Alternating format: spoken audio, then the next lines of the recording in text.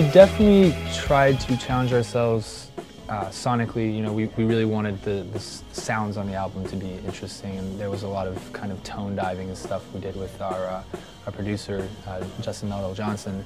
You know, I think we were a lot more confident going into this process as musicians, as just knowing what we were looking for. So that was really helpful, and we wanted to try to do things slightly differently as far as like arrangement went, and thinking about the parts and really thinking like, is this the right way to play this? You know, like, is there a better way to play it? And I think hopefully you can hear that sort of progression when you listen to the second album in relation to the first.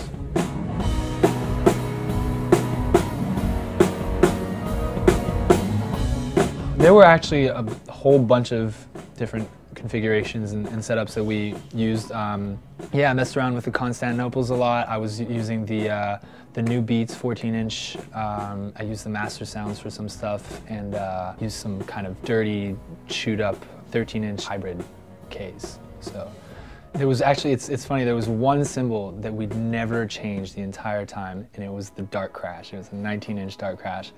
And we always kept on going back to it, and like, okay, well, we've done 6 songs in a row with this one. Let's try something else. Let's see, you know, just for the sake of variety. And then, you know, every single time it's like, it's not the Dark Crash. We just got to throw it back up there. So every single song on the record features the Dark Crash.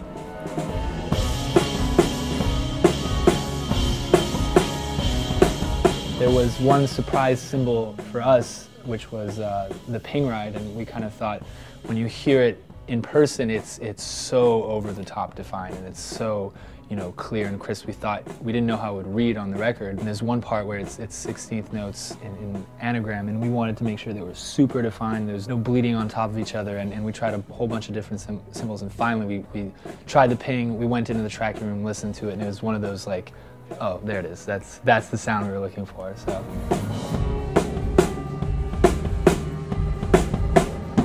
We recorded a lot of it live, so there were times where we did the same song. You know, we did it like 15 takes. So it's not so much just not getting tired out as much as trying to make sure that you're always capturing that spontaneity and that energy.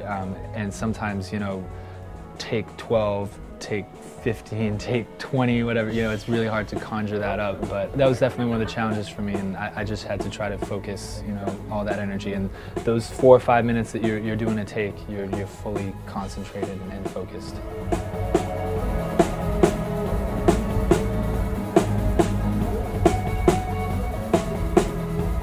So the song is called It's About Time. It's the first single from the record.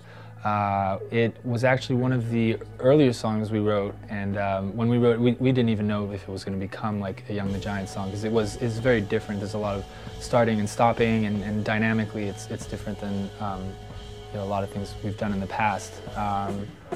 It's super fun to play live, because it's just one of those where you get to wail, you know, as hard as you can, and I always have to make sure I warm up before, otherwise my forearms are jelly, and it's like song 2 of the set and I have another hour and a half to go. So, but really fun to play, and we're happy, you know, it's been received really well. So yeah, I hope you guys enjoy it.